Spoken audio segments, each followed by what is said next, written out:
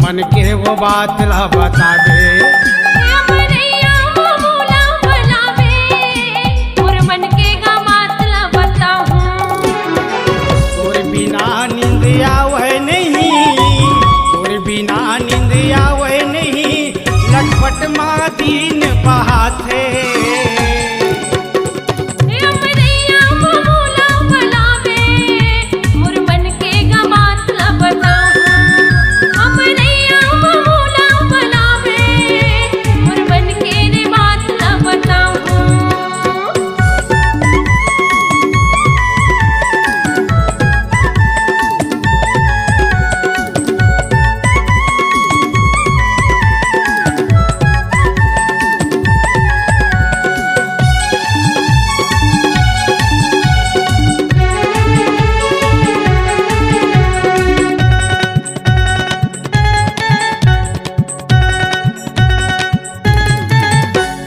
तिरछी नजरिया मा करके इशारा अकेला मा मोला बलाए।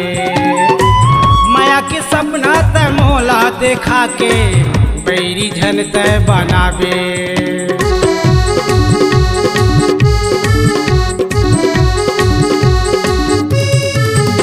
ये तिरछी नजरिया मा करके इशारा अकेला मा मोला बलाए।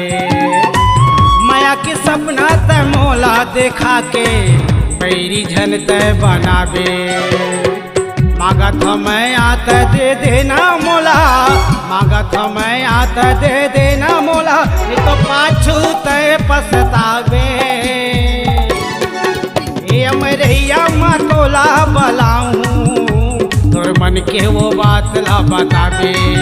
ए अमरैया मा तोला बलाऊं, तोर मन के वो बात ला बतावे।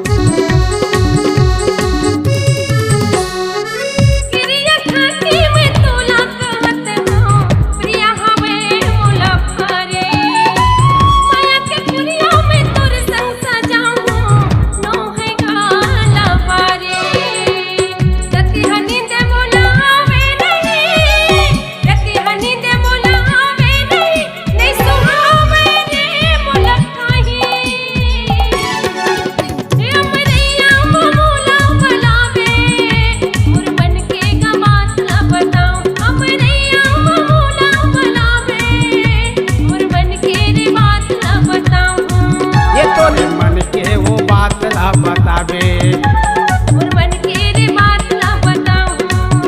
तोरी मन के वो बात ला बतावे।